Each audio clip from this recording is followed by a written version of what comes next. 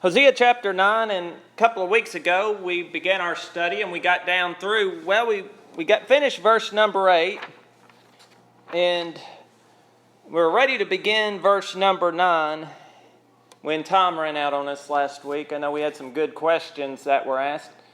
And as we consider Hosea chapter 9, we're really looking at it along with chapter 10 in the same section because they're both dealing with Israel's punishment. Chapter 8 dealt with judgment pronounced upon Israel. And as we're looking at in these two chapters, we're looking at a description of the punishment that was going to be meted out by God on them. And we're looking at it under the key phrase for our study, and as you would note on your outline, do not rejoice. God told Israel not to rejoice. In chapter 9, the reason Israel was not to rejoice was captivity was coming. And on your outline, you see the subheadings we're looking at under this chapter, and we're working through verses 3 through 9 now. The reason Israel was not to rejoice is because they were no longer going to dwell in God's land. And we noted that God gave them the land, and He owned the land by right of creation, and as such, He was going to take it away from them. And so you look at verse number 9 now, and we read this verse last week. And this verse here describes just how corrupted Israel had become. Now, what's the word? They have corrupted themselves, but how much had they corrupted themselves? How does God describe their corruption here? What's the one word? Deeply. Now, what does that signify to us? They hadn't just corrupted themselves, they had deeply corrupted themselves. So, to you, when you read that, what does that signify, or what does that convey to your mind?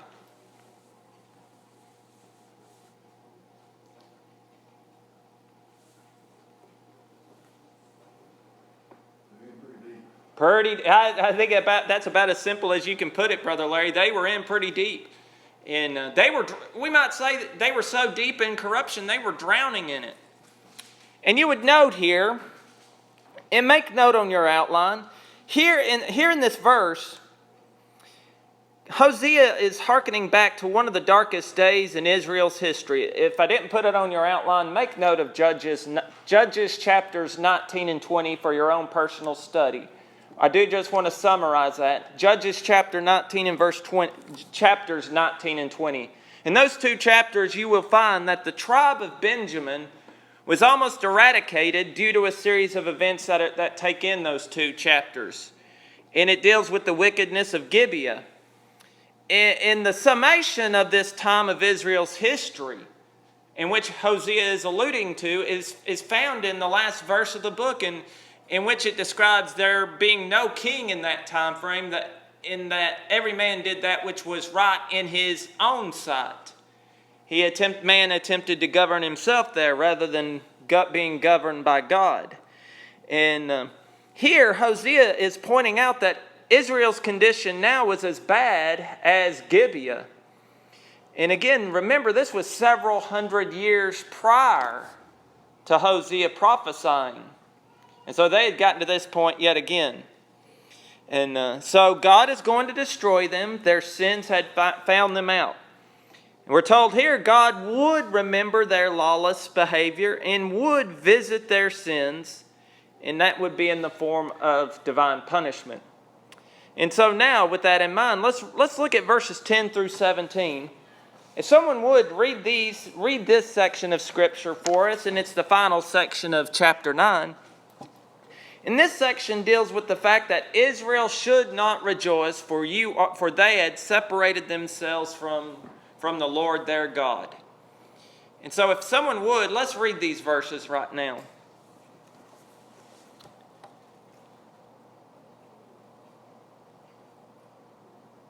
Found Israel like grapes in the wilderness. I saw your fathers at first fruits of the fig tree in the first season. They went to Baal Peor and separated themselves to that sinner. They became an abomination like the thing they loved.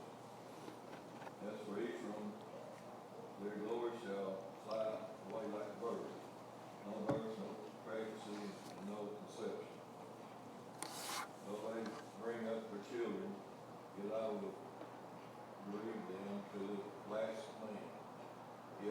to them and not depart from them. Just as I saw Ephraim like a tire planted in a pleasant place, so Ephraim will bring out his children to the herd. Give them, O Lord, what will you give? Give them a miscarrying woman and dry breasts. All their wickedness is in Gilgal, for there I hated them. Because of the evil of their deeds, I will drive them from my house. I will love them no more. All their princes are rebels. Ephraim is stricken. Their root is dried up. They shall bear no fruit. Yes, they shall bear no children. Yes, were they to bear children, I would kill the beloved fruit of the women. My God will cast them away because they did not obey him. And they shall be wonders among the nations. Thank you, Brother Larry. This is a very graphic section of Scripture, would we not say? Now, look at verse 10. Here's what God saw. Now, this is the first of three occasions that the prophet makes referring to God's early care for Israel. Now, we will see the second reference when we get to chapter 10, and the third reference once we come to chapter 11. Now, here we're told that God found Israel like grapes in the wilderness. Now, why would God refer to finding Israel like grapes in the wilderness? Now, why use such terminology?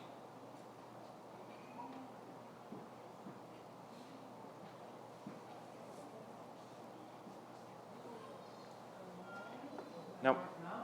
What's in the wilderness? Not everybody knows about grapes in the wilderness. There you go, Dusty. Thank you, Sister. What's that? It would be pleasant. Would not discovering such be refreshing and even unexpected, as Sister Dusty pointed out? And so while they were faithful, they were as acceptable to God as ripe grapes would have been to a hungry traveler in the wilderness. You know, imagine a hungry traveler going through the wilderness, traveling, and coming upon those grapes. How would he have felt? They'd be undepleted. What? Anytime you cultivate a garden or land alive, it eventually depletes its nutrients unless you keep putting it in. Mm-hmm. It's like cultured cane grapes on the vine don't taste as sweet as the ones that are out there that are on the ground that has not been depleted, has not been altered. Right. And I think that speaks to the fact that Israel, when God found them, had not been contaminated by the nations. They were in bondage to Egypt, but God delivered them, and He intended for them to be a peculiar people. And He also likens them to the first ripe figs from a fig tree. And so as one would delight in the first ripe figs of the harvest season after a season of no fresh fruit, and so too the picture is Jehovah God delighting in Israel when she was faithful and while she was faithful to Him. And when she was faithful, God would bless them with an abundant harvest and an abundance of crops. Now, I think I put this scripture on your reference. When you go back in your personal study, read Deuteronomy 28, 8 through 14 in your personal study. In that section, you will find that Moses, in one of his final addresses to Israel, stressed this reward for their faithfulness to God, that God would abundantly bless them with plenteous crops. And so that's what God saw initially, and that's what God wanted to continually see. Would it not be? Israel as the first ripe figs and like grapes in the wilderness that were pleasing to Him. And that would denote their faithfulness. However, verse number 10, the second half, but, that draws the contrast. Instead of faithfulness, Israel went and joined herself to idols at Baal Peor. Now, what event is Hosea alluding here to? Back into sin. They fell back into sin, but do you remember studying this particular event a few Sundays ago. Why did 24,000 Israelites die there on the outskirts of Moab? Numbers 25. They had basically, the men had joined themselves to the women of Moab and Yes, sir. Moab and led them to worship Baal. Exactly, Brother Keith. Here's where Hosea is alluding back to that particular event in the book of Numbers. And so that's where so we're seeing how the earlier events in Israel's history serve to help us when we come to a study of the minor prophets. And again, this is the second or third time that we've noted that Hosea is pulling on their history. And again, we're very familiar with the events of Numbers 25, which was the result of Balaam's teaching Balak to cast a stumbling block before Israel with the Moabite women and the Moabite idols. And again, it was they who had separated themselves from God. Again, that's the key phrase here in verse 10. They separated themselves unto that shame because they joined themselves to these idols, which were an abomination to God, and which were in accordance with their lusts. And so I believe this verse affirms that their lust for the material and the physical, which had enticed them to idol worship, really was their downfall from the very beginning, was it not? I think that's one of the key things we see here. And again, God's pointing this out from the historical perspective. Not much really had changed. At the time that the prophet was speaking to Israel, was their behavior just as bad as it was in the days of Baal Peor? Absolutely. And so they still would not give up that sinful behavior. Now look at verses 11 through 17. Here. Back to that, even Rachel, Mm-hmm. you know, they had a problem with idols when she started Yeah. idols. They'd always had a problem with them. Oh, they have. They had. And you know that when Rachel stole those idols from her father's house, that brought some problems down on Jacob, did it not, Sister Dusty? And we know what happened at Mount Sinai with the idols. When Aaron tried to say, well, I threw the jewelry into the fire and out came this golden calf. Sure you did, Aaron. We can apply that now, you know, when you're in the world, it's hard to come out of it and stay out and not want to go back and do things in the world. Things you've grown up with and Exactly. whatever, it makes life hard. It is. I think that's a great application, Sister Dusty, you point out. The pull of the world. And does not the world even tug at us as Christians? And so it is a challenge. I guess the question is, where's the book, chapter, and verse where God said it would be easy to be a follower of His? Never, nowhere. God never said it'd be easy. Taking up a cross would be easy. What's that? Taking up a cross. No, take up your cross daily and follow me. No, it's not easy to live a faithful life, is it? But it can be done.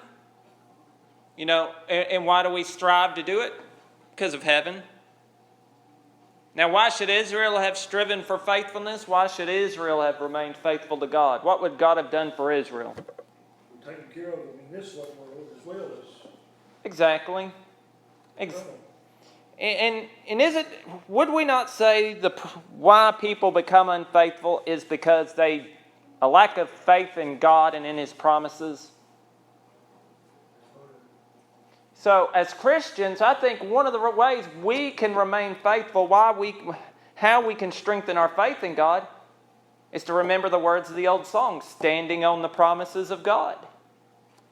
We need to ask ourselves every single day, am I standing on the promises of God? Am I living a life in view of God's promises? Be thou faithful unto death, and I'll give unto thee the crown of life.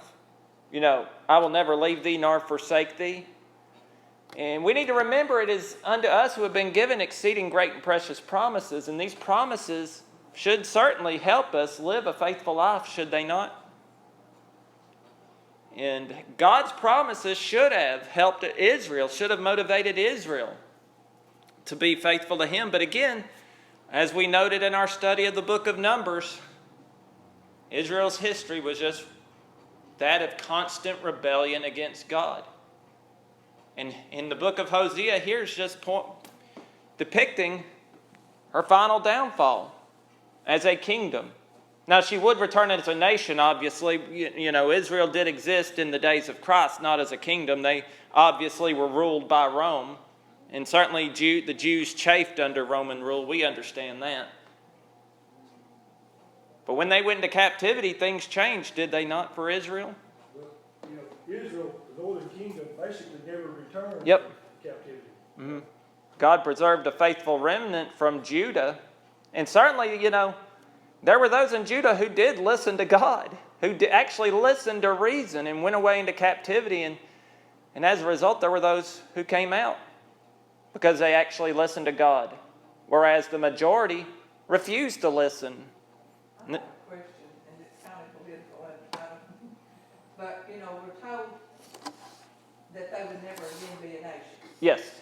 So, there is the nation of Israel now. Are we supposed to back Israel? Does it have anything to do with? Oh, now you're getting into the premillennialist doctrine. You know, that's a... You know, they're our friend. They're our friend. They could be our Are we friends. supposed to recognize them as a nation?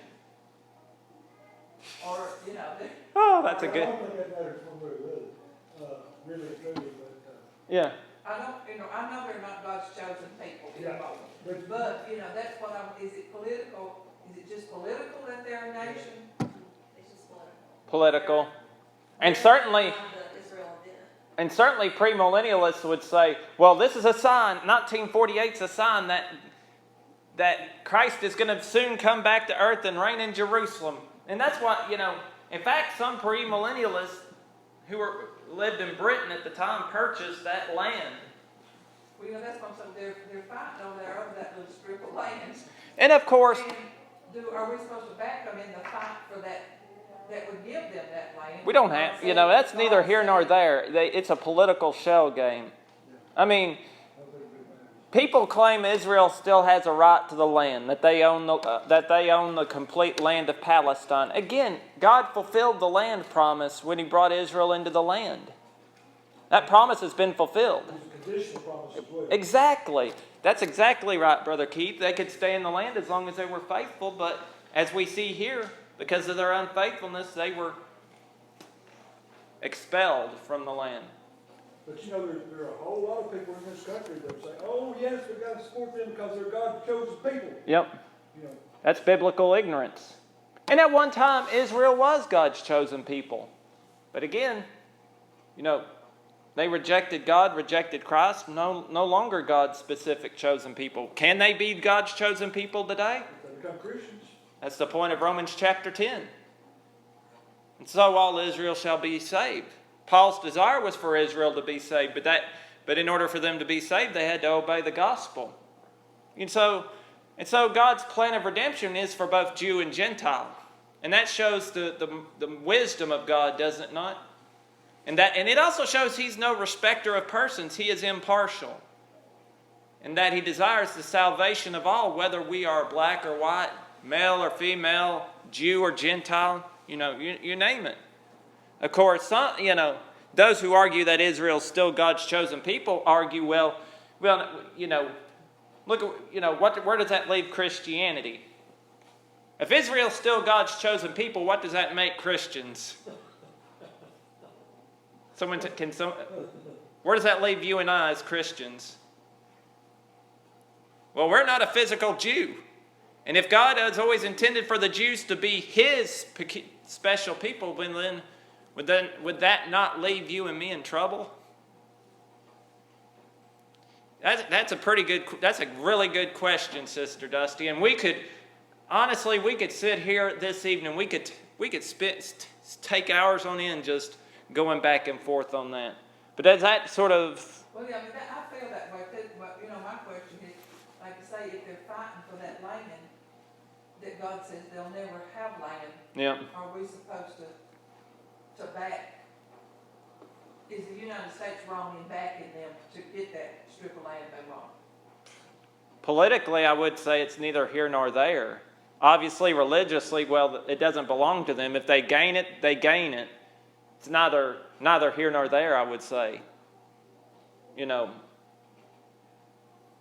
and certainly those who believe such have turned it in. Make such convoluted arguments. It's hard to follow them. And they'll say, well, yes, it is. But again, in light of the Bible, no. Everyone else has as much a right to that land as they do. Like I said, right now, they're one of our strongest allies. Indeed. And again, there's nothing wrong with that. Ally against the Muhammad. Yeah. Islam. Ooh. And we understand. They know the world. And we need all the allies we can get in that pot. And but again, there's going to be fighting over there, I guess, for as long as the world stands. Will there not?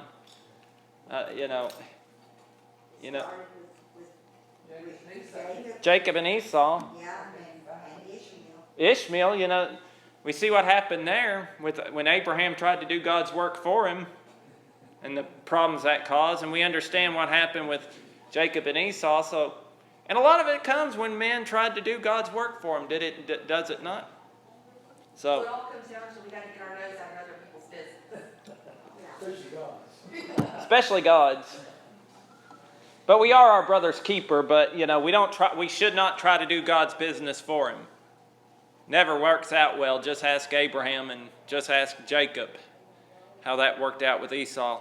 And again, he was still going to have the chosen nation through him. But certainly Jacob brought a lot of heartache and misery upon himself when him and his mother tricked Isaac into giving him the blessing.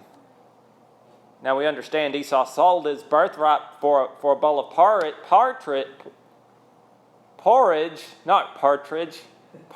in a pear tree.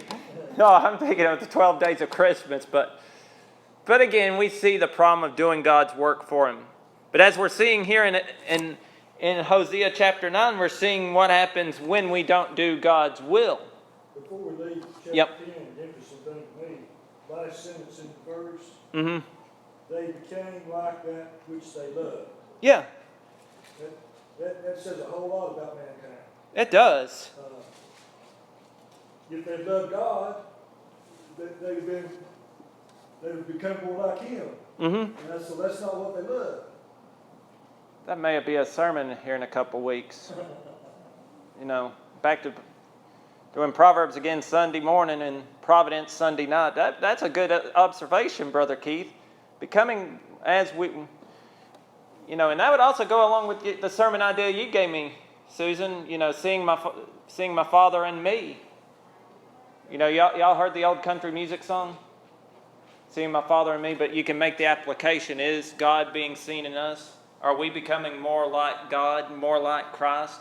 Those two ideas all really go hand in hand together, I guess you could say. Possibilities there. But that's an excellent observation, Brother Keith. So because they had become like they loved, they became like their abominations. Well, verse 11 tells us Israel would become a glorious place. And the glory that God had given Ephraim would fly away as swiftly as a bird that takes flight. Now, look at the phrase here. From the birth and from the womb and from the conception.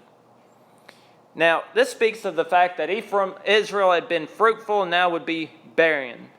All Israel had gloried in would be removed by God. Now, why is God bringing up the point about birth and conception? Why all this talk, as we see in this section, about the womb, about conception, and about birth? What's the point? Basically, God is saying, hey, not only are you not going to give birth, you're not going to get pregnant. Yeah. You're not even going to conceive. of new life. Now, to the Jewish women, what would this be a sign of? No salvation. Divine disfavor. And would this not be a sign to the Jews that God was displeased by their behavior? You know, to the Jews, there was no greater honor than to Jewish women, there's no greater honor given to them by God than to give birth. What does it say their salvation was in childbearing? Yeah. You know, now look at verse 12. They would also be a bereaved place. You know, though they bring up their children, yet will I bereave them. Now, those who escape the sentence pronounced in verse 11, well, they would be made childless. And if their sons grew up to manhood, they would be cut off by the sword. That is, the sons they had living then. We understand there would be children living then when this punishment takes place. But they would be cut off and swept away by death. And, you know, and the idea of bereave here, when you look at it in the original, it's interesting. The idea of bereaving here, God bereaving them is to make them childless. So that goes hand in hand with what you just said, Brother Keith. And From a biological standpoint, anytime an organism quits reproducing, if that is the first sign there is a problem in the organism. If there's not enough food, you can't reproduce. If there's toxins in the environment, you either can't reproduce or there'll be a problem with the offspring. And that is the very first indication of anything going on in an environment. And that's one of the things, a lot of times when people go through infertility now, the first thing they're told, take all this stuff out of your environment. And we have known people that have gotten pregnant as soon as they remove certain chemicals, cleaning solution, foods from their environment, suddenly everything returned to normal.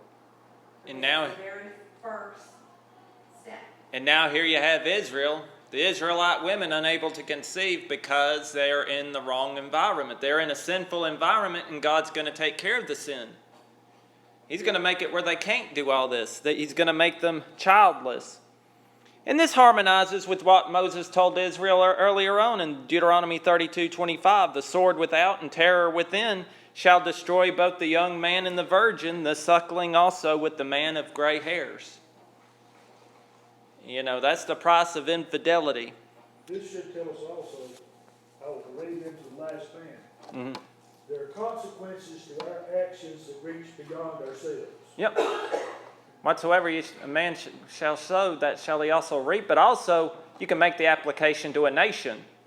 Israel here was going to reap what they had sown. And God had already spoke to them of that. And He's going to speak to them of that yet again. And this is one of the consequences of their sinful behavior. And as such, Israel, verse 13, Israel was going to become a very unpleasant place to be. Can you imagine living there when the Assyrians came into the land? Just think about how terrible it would be to see the Assyrian armies marching through, just destroying everything in their place. And now, here God uses Tyrus, and Tyrus was Tyre on the Mediterranean Sea. And it was a very powerful and prosperous city.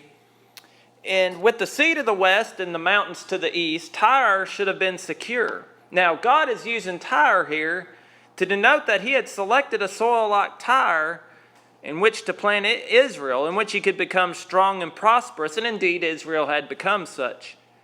However, just as Tyre was unable to avoid her enemies and incurred God's wrath again, I think I put did I put Ezekiel 26, chapters 26 through 28 on your outline?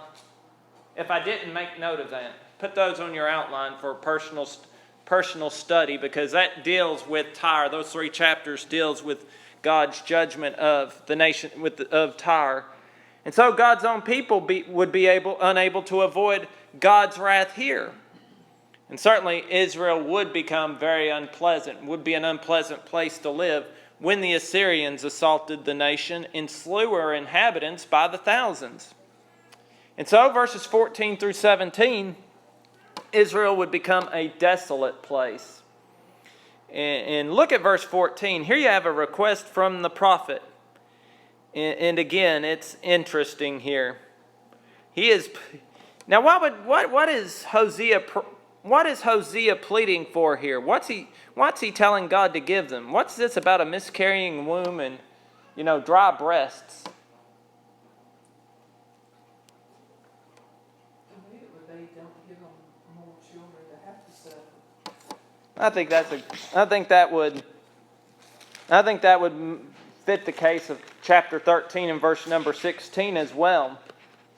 In talking about the infants shall be dashed in pieces, and their women with child shall be ripped up.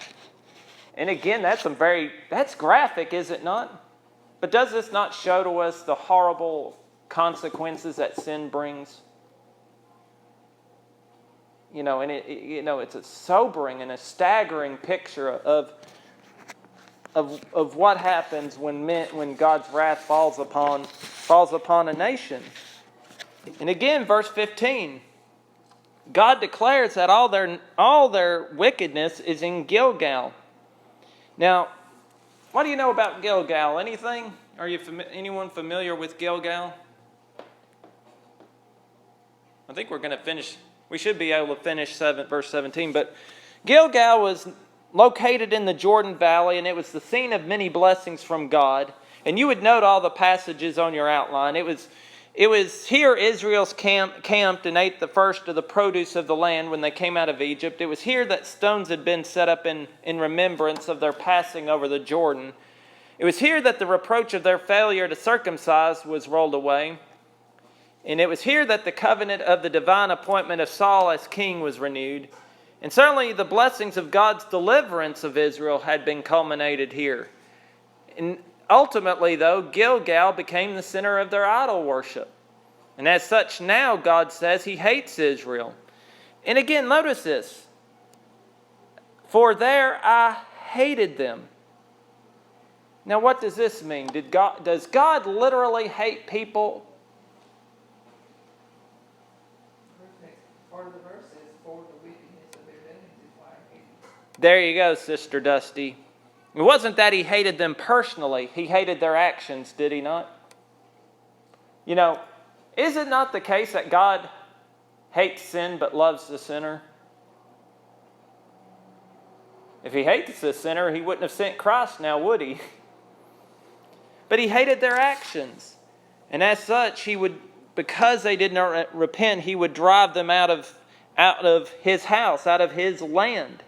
And they would be driven out forcibly, violently at the hands of the Assyrians. Verse 16, we see the true condition of the nation. And what is God describing Israel like here? To what is God describing Israel? Dead plant, basically. Yeah, a dead plant. Root dried up. They can't bear no fruit. And what good's a dead plant? What do you do with a dead plant? Dig it up and burn it.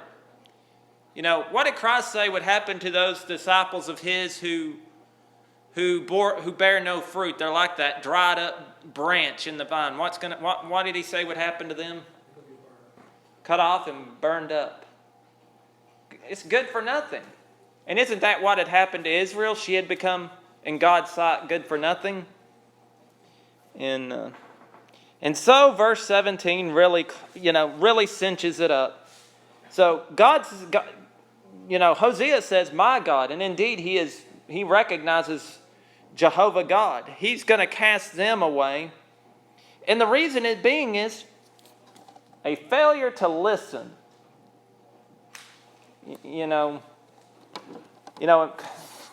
Monday night when we were at practice, we were talking to the boys, and we told them the reason why our first 8 trips down the court Saturday at Bryant resulted in 8 turnovers was because they did not listen to us. When we told them to pass, and there was an open man, they did not listen. Now, what's the point of that? What happens when we do not listen to instruction? You pay the consequences. What happens when we don't listen to God? Oh, and indeed they would. And what was the consequence for Israel? Taken from the land. And notice how the chapter ends. They're described as being wanderers among the nations. You know, vagabond. Adam was drove out of the garden, was he not? Yeah, Just thinking. he was. You know, this is gonna come as a surprise to Israel, really, because they've been warned about it. Time and again. Moses in his last address to the people, he warned them, you do what God says, God will take care of it. Indeed. If you don't obey God. Hey, you're getting... Yeah, and that's the latter portion of the book of Deuteronomy. The same thing for them. Exactly, Brother Keith. And So they've been warned about it time and again before they were happening. it wasn't a failure to communicate on God's part. It was a failure on the part of Israel to listen to God. And so they had no one to blame but herself and her refusal to listen and obey. All right, that takes care of chapter 9. Chapter 10 is going to continue the thought of do not rejoicing. Destruction is coming.